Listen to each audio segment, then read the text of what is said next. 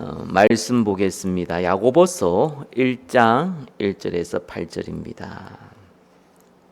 제가 봉독해 올려드리겠습니다. 하나님과 주 예수 그리스도의 종 야고보는 흩어져 있는 12지파에게 문안하노라.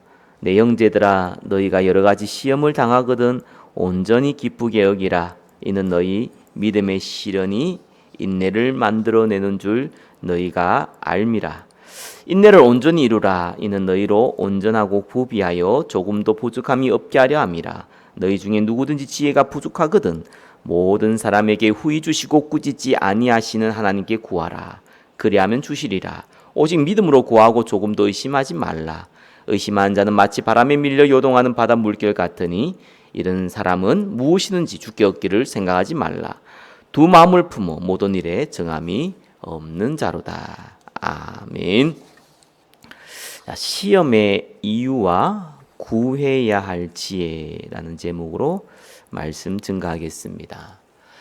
많은 분들이 야고보서를 보고 이제 행함이 없는 믿음은 죽은 믿음이다. 그래서 행함을 강조한다라고 말하는데 제가 성경을 보면서 야고보서는 행함을 얘기하는 것이 아니라 믿음이라는 것이 무엇인지를 실제적인 것을 나타내고 있다. 이렇게 저와 여러분이 이해하셔야 됩니다.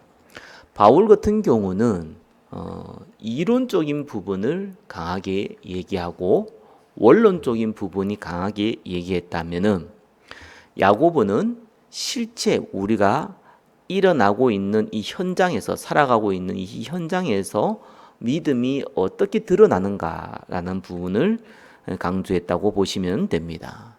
자, 야고보는 예수님이 12사도 중에 한 명의 야고보가 아니고 여기 야고보서는요 예수님의 육신적인 동생 야고보가 적은 성경입니다. 사실 예수님이 공생애 때 이 야고보는 예수님을 메시아로, 자기 형이죠. 어떻게 보면은 육신적으로 봤을 때 메시아로 인정하지 않았습니다. 그러나 예수님이 십자가에 죽으시고 부활하시는 것을 보고 야고보는 이 사도 중에서도 성경을 기록하지 못한 사도들이 대부분인데 사도도 아니면서 성경을 기록할 만큼 큰 은혜를 받은 인물입니다. 자, 이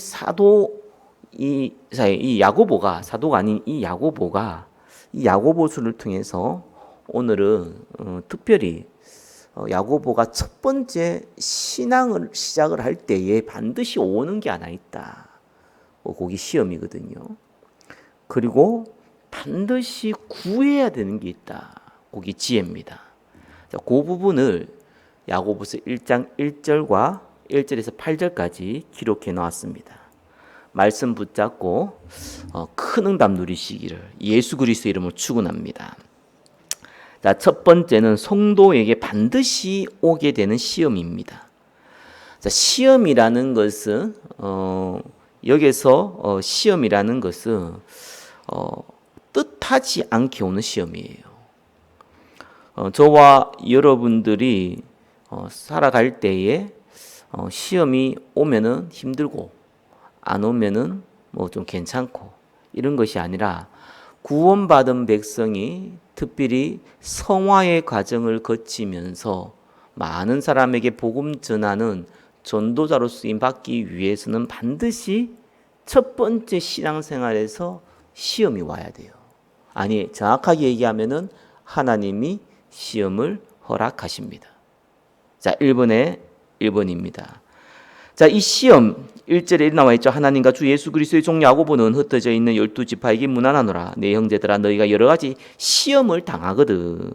자, 포이킬로스라는 뜻인데 시험이 종교적인 박해뿐만 아니라 뜻하지 않게 오는 온갖 종류의 시험을 의미합니다. 많은 분들이 이렇게 하잖아요. 테스트냐, 뭐 템프테이션이냐 이렇게 얘기하는데 사실 그걸 구분하진 않아요. 성경은요. 성경은 원어로 적혔을 때 테스트, 템프테이션 이렇게 나온 게 아니거든요. 그래서 이 시험은요, 뜻하지 않게 오는 온갖 종류의 모든 시험을 얘기합니다. 어려움을 얘기하는 거죠. 자, 저와 여러분이 잘해서 아니면 잘못해서 오는 것이 아니라는 겁니다. 그리고 이거는 반드시 오게 되고, 이것이 오게 되면은 저와 여러분이 첫 번째 해야 될 행동이 뭐냐? 온전히 기쁘게 여겨라. 이걸 어떻게 기쁘게 여길 수 있습니까? 자, 그 이유에 대해서 3절에 나와 있습니다. 1번에 2번이죠. 시험을 크게 기뻐해야 될 이유입니다. 3절에 이렇게 나와 있습니다. 이는 너희 믿음의 시련이. 자, 분명히 앞에는 시험이라 했습니다. 그 시험이 뭐냐니까 바로 믿음의 시련이라는 거예요. 자, 이 시련이라는 것은 도키미온이라는 뜻인데, 이 시련은 불순물을 정죄하는 도가니라는 뜻입니다. 2절의 이 시험은 반드시 우리에게는 구원받은 백성, 이 언약의 백성에게는 믿음의 시련이 되는 거예요. 베드로전서 1장의 7절에 보면 불로 연단한다라는 뜻이 나오고요. 시편 12편 6절에 보면은 흙 도가니에 7번 단련한 은갓도다 할 때 이 단련하다, 연단하다는 뜻이 바로 시련이라는 뜻이에요. 그래서 이 욥이라는 인물이 내가 하나님 앞에 정금같이 나오겠다 했을 때 그 시련을 뜻하는 겁니다. 자, 이것이 저와 여러분이 뜻하지 않게 크건 작은 문제들이 오는데 이 문제가 우리에게는 믿음의 시련이 된다는 겁니다. 자, 뜻하지 않는 시험을 당한 성도는 믿음의 도가니의 시간표다. 즉 불순물을 제거하는 시간표가 되는데, 그럼 이때 무엇을 해야 됩니까? 1번에 3번이죠. 시험을 당할 때 반드시 행해야 하는 일. 자, 시험이 오면은 이거는 우리를 단련하기 위한 그러한 시련이 믿음의 시련이기 때문에 기뻐하면서 무슨 행동을 해야 되는가? 4절에 이래 나와 있습니다. 인내를 온전히 이루라. 이는 너희로 온전하고 구비하여 조금도 부족함이 없게 하려 함이라. 자, 인내를 어떻게 합니까? 온전히 이루라. 자, 원어로 직역하면요, 인내를 아니고 인내가 온전한 행함을 가지게 해라. 자, 인내라는 것을 약간 주어로 씁니다. 인격체처럼 이 인내라는 것이 행위를 할 수 있도록 만들어라. 자, 이게 무슨 말이냐니까요. 믿음의 행위를 지속하라는 거예요. 자, 구원받은 백성이 예배드리고 기도하고 때로 집중하고 있는데 응답이 오는 게 아니라 시련이 온단 말이에요. 대부분 사람이 이렇게 시련이 오고 어려움이 오면은 내가 믿음의 행위, 예배도 드리고 기도도 하고 전도도 하고 집중도 하고 합심 기도도 하고 하다가 이 믿음의 시련 때문에 내가 다 놔버리는 거예요. 어려워서. 상황이 어려워서. 믿음의 행위를 내가 내려놔 버리는 겁니다. 그러지 말라는 거예요.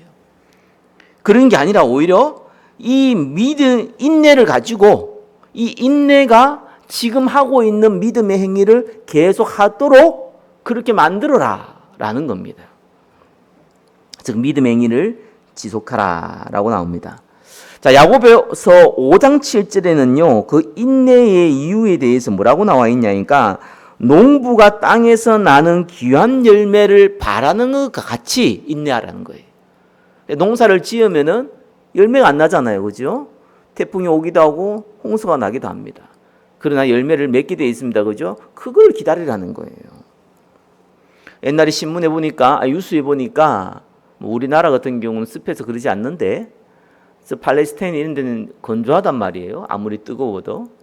그 대추 야자 씨앗이 2000년 전에 있는 땅 속에서 항아리에 담았다가 그게 발견이 되었는데, 한국 땅이면 대박 습기 때문에 썩어 버렸을 건데, 이 건조한 땅이다 보니까 그 씨앗이 그대로 있는 겁니다. 그래서 그것을 가지고 심어가지고 물을 주니까 이 싹이 나오는 거예요. 2000년 전 대추 씨앗이 지금 심어도 싹이 난다는 겁니다. 왜 그렇습니까? 물을 줘서 열매가 난 게 아니잖아요. 그 씨앗 자체에 뭐가 있습니까? 생명이 있기 때문에. 거기에 하나님의 생명이 불어넣었기 때문에 된다는 거예요. 즉 저와 여러분이 하나님 나라를 두고 집중하고 있으면은 하나님이 그 안에서 성령의 역사를 준비해 놨기 때문에 된다는 거예요. 문제는 믿음에 인내가 없는 겁니다. 시련 앞에서 하나님이 우리를 테스트하고 또 하나님이 우리를 단련하게 주기 위한 이 시련 때문에 우리가 믿음의 행위를 놓쳐버리는 거예요. 멈춰버린다는 겁니다. 그러니까 2000년 전에 땅 속에서 항아리 속에 담겨져 있는 씨앗처럼 하나님의 성령 역사가 일어나야 되고 생명이 일어나야 되는데 그냥 항아리에 갇혀져 버린 겁니다. 저와 여러분이 반드시 받아야 될 응답이 항아리 속에 갇혀져 버린 거예요. 거기에 반드시 물을 주고 심어야 되는데 그거를 멈춰버린 겁니다. 자, 그래서 2절에서 4절까지의 핵심이 뭡니까? 뜻하지 않는 시험은 반드시 온다. 그렇죠? 아니, 와야 되는 거다. 구원받은 모든 백성에게 오는데 특별히 전도자에게는 이것이 기회다. 다 오는데 이것이 바로 우리에게 믿음의 도가니가 되는 시간표가 되는 기회다. 그래서 어떻게 하라고요? 이 믿음의 도가니의 시간표를 우리가 가지고 원래 행하고 있었던 믿음의 행위, 예수님께서 부활하시고 40일 동안 하나님 나라를 얘기하시고 또한 집중하여서 오순절의 역사가 일어났듯이 그 행위, 우리가 예배를 드리고 기도를 하고 현장을 나누는 그 믿음의 행위, 그거를 지속하고 있어라. 대부분은 지속이 잘 안 되잖아요. 뭐 그렇게 얘기하는 저도 마찬가지입니다. 사실은 핍박의 시대는 응답도 왔지만, 초대교회는 응답이 왔지만 핍박이 본격적으로 오고 나서는 잘 알다시피 300년, 400년 가까이 아무런 열매가 없었습니다. 그래서 기다림이라는 것이 굉장히 길 수 있어요. 상황에 따라서. 그러나 반드시 열매를 맺게 된다는 겁니다. 그래서 이 믿음의 인내를 가지라는 거예요. 자, 그런데 문제는 시험은 오고 그리고 인내하면서 원래 행하였던 믿음의 행위를 지속하면 되는데 그걸 하기에는 우리가 너무 연약하다는 겁니다. 그래서 5절에서 6절까지 뭘 나오냐 하니까 그래서 우리에게 시련이 닥칠 때 이 우리가 믿음의 인내를 가지고 하려면은 반드시 하나님께 구해야 되는 게 있어요. 기도해야 될 게 있다는 거예요. 2번에 1번입니다. 하나님이 주시는 지혜예요. 자, 누가복음 1장 5절에 잘못 적어놨죠. 야고보서 1장 5절입니다. 너희 중에 누구든지 지혜가 부족하거든 모든 사람에게 후히 주시고 꾸짖지 아니하시는 하나님께 구하라 그리하면 주시리라. 자, 하나님이 주시는 지혜를 먼저 구해야 됩니다. 자, 5절을 설명하기 전에 구체적으로 설명하기 전에 자, 지혜를 구해야 되는데 이 지혜를 어떻게 구해야 되는가? 2번입니다. 믿음으로 구하고 의심하지 말아야 한다. 자, 6절에 나왔죠. 오직 믿음으로 구하고 조금도 의심하지 말라. 자, 의심한다는 말은요, 망설이고 갈등하다는 거예요. 자, 근데 여기서 약간 어려운 얘기 한다면은, 자, 여기에 의심하다는 말은, 자, 원어적으로 보면은 중간태를 샀어요. 아마 학교에서나 어디서 본 거 있을 겁니다. 능동태, 이런 거 들어봤을 겁니다. 능동태는 내가 직접 하는 거예요. 수동태는 뭡니까? 내가 당하는 거예요. 그죠? 내가 믿는다 이러면 능동적인 행동이에요. 근데 내가 믿어진다 이러면 수동적인 행동이에요. 내가 밥을 먹는다 이러면은 능동적인 거예요. 누가 나에게 밥을 먹여줬다 이러면 내가 수동적인 거예요. 이거는 이제 어디서 쓰는지 많이 들어봤는데 이 헬라어에서만 쓰는 중간태라는 게 있어요. 이거는 영어에서나 한국에서는 없는 거예요. 근데 어려운 것 같은데 어려운 게 아니라 능동태와 비슷해요. 내가 직접 뭘 하는데 그 결과가 본인한테 돌아오는 걸 보고 중간태라 그래요. 자, 내가 뭔가를 행위를 했는데 그 행위가 동시에 결과가 돌아와요. 내가 항하는 거는 내가 직접 의지를 가지고 행위를 하는 거 보면 능동태인데 행해서 동시에 결과가 같이 돌아오는 걸 보고 중간태라고 얘기합니다. 무슨 말이냐니까 자, 의심한다는 것은 능동태고 의심당하는 것은 수동태인데 자, 중간태는 의심하지 않았는데 결과로 마음이 하나가 딱 돼버려요. 마음이요? 의심하다니 마음이 갈라지는 거잖아요. 의심하지 않으니까 마음이 하나로 다 결정되어지네요. 그러니까 내가 의도적으로 의심하지 않았는데 능동적으로 결과가 동시에 마음이 하나가 딱 돼버려요. 반대로 내가 의심을 했는데 내가 의도치 않게 의심만 했는데 그냥 마음이 두 개로 싹 나눠져 버리는 거예요. 그걸 보고 중간태라 하거든요. 여기는 그런 의미를 갖고 있어요. 그러니까 믿음으로 구하고 조금 더 의심하지 말라라는 말은 의심하면은 의심하는 동시에 마음이 두 개로 나눠지고 의심하지 않으면 의심하지 않는 동시에 마음이 하나가 돼버리는 거예요. 자, 그래서 하나님께 지혜를 구할 때에 마음을 두 개로 나누지 말고 하나로 구하는 방법이 그냥 믿습니다라고 하는 거예요. 그 신앙생활이 굉장히 중요한 것 중에 하나가 단순해야 되거든요. 그냥 믿어버리는 거예요. 밖에 비 온다. 지금 창문에 안 보이잖아. 그죠? 그냥 우리가 알고 있어야 믿는다. 봤기 때문에. 그냥 믿어요, 그냥. 그걸 가지고 굳이 오는지 아닌지 확인도 안 합니다. 믿습니다. 근데 우리가 지혜를 구하면 하나님 주신다는 거 그냥 믿으면 되는 거예요. 구한다고 되냐? 언제 주냐? 이렇게 하는 게 아니라 그냥 하나님 주신다 했으니까 구했어. 그럼 주신 거야. 이미 주셨고 주실 거야. 또 이미 주셨어. 드러나는 거 시간이 걸릴 뿐이지 이미 주셨어. 라는 단순한 믿음 보고 뭡니까? 예, 조금도 의심하지 말라라는 겁니다. 그럼 만약에 우리가 지혜를 안 구하면 어떻게 됩니까?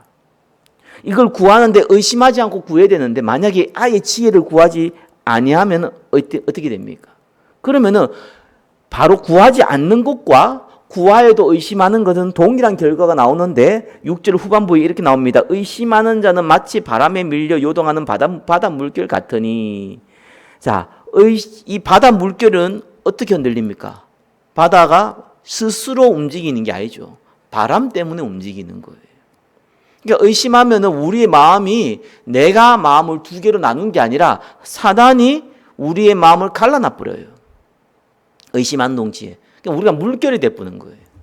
단단한 바위가 돼야 되는데 물결이 돼버리니까 의심하는 동시에 물결이 돼버리니까 거기 사단이 왔다 갔다 하면서 마음을 갈기 찢어 놓는다는 겁니다.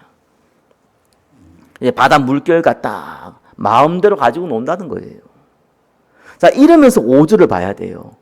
너희 중에 누구든지 지혜가 부족하면은 모든 사람에게 후히 주고 하플로서란 뜻인데 이 후히라는 것은 나누어지지 않는 한 마음, 즉 하나님께서 후히 줄 때는 하나님이 주려고 완전히 작정을 한 거예요. 주려고 그러다가 제대로 못 받아 그냥 안 줘. 이게 아니고 확실히 줘버리는 거예요. 나누어지지 않는 한 마음으로 하나님이 후히 주시고 꾸짖지 않는다라는 것은 무슨 말이냐니까 모욕하지 않는다는 거예요. 이 꾸짖다는 것은 오네이디조라는 건데 바로 모욕하다는 뜻이에요. 이 모욕하는 뜻이요. 상대를 막 깎아내리거나 이것도 모욕인데 여기서 말하는 이 모욕은요. 어떤 모욕이냐 그러니까 상대에게 잘해주는 척하면서 실제로 뒤로는 욕하는 걸 보고 모욕이라는 단어를 써요.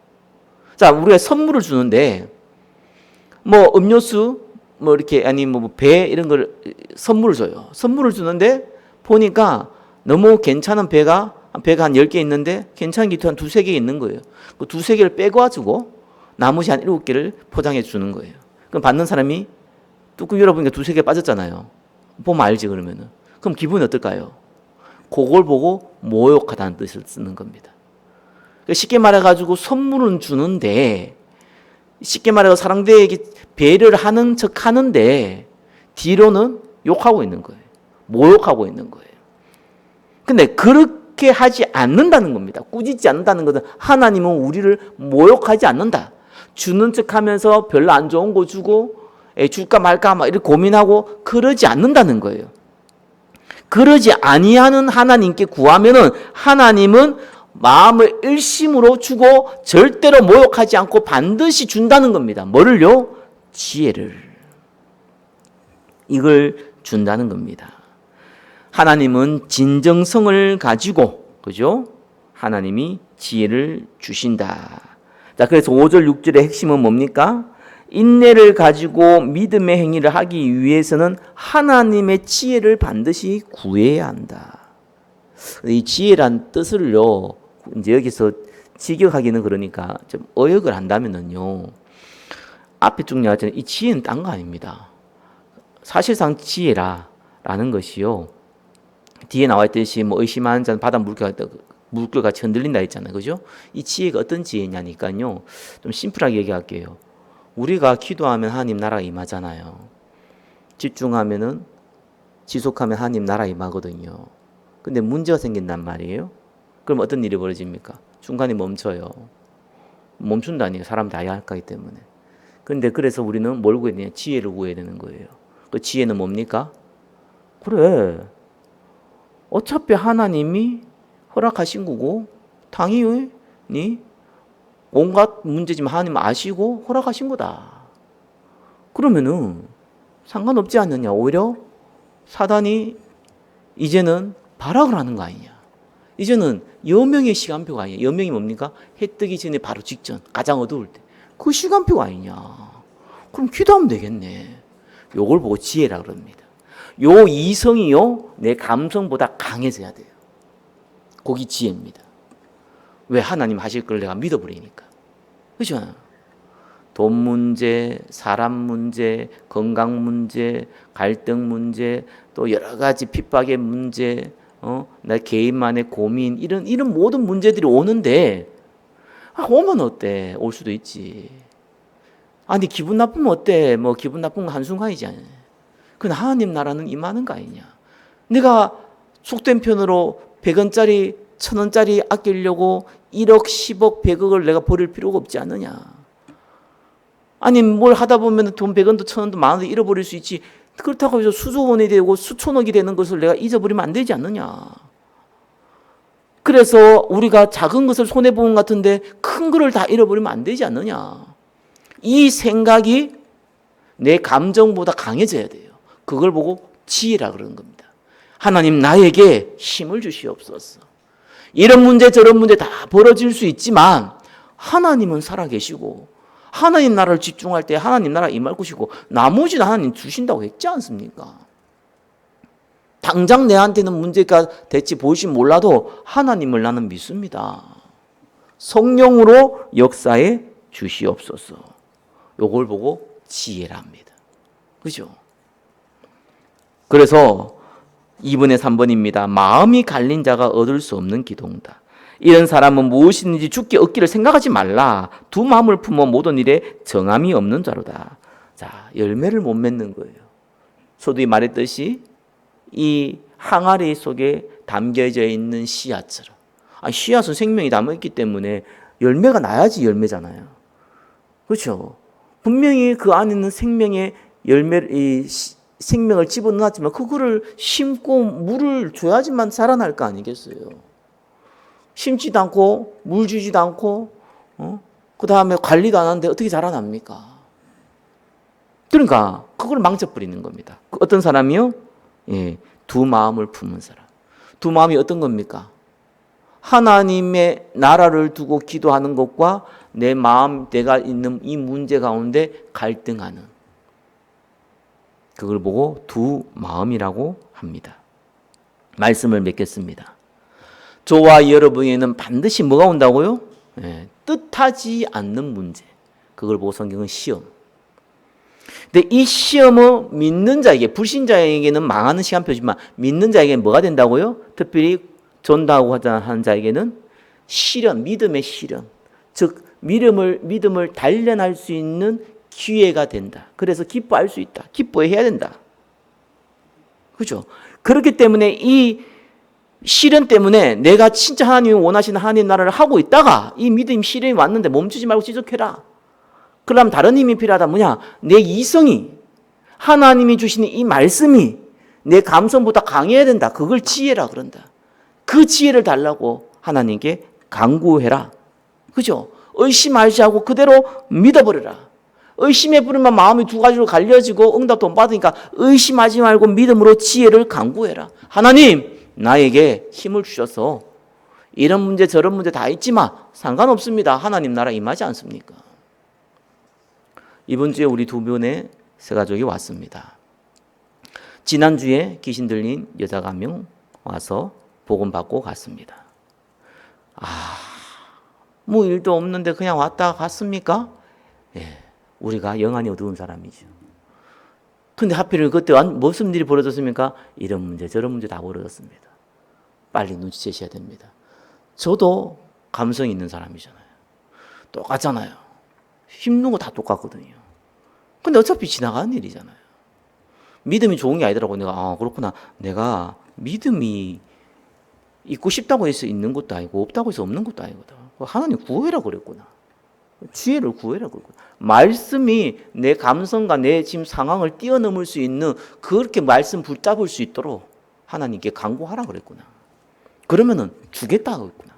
후히 주고, 그죠? 꾸짖지도 않고 넉넉하게 확실하게 분명하게 주시겠다 했구나. 믿으시기를 예수 그리스도 이름으로 축원합니다. 또 구하시기를 예수 그리스도 이름으로 축원합니다. 기도하겠습니다. 참된 지혜를 허락하여 주시사 하나님 나라를 지속할 수 있도록 축복하여 주옵소서. 예수 그리스도 이름으로 기도드립니다. 아멘.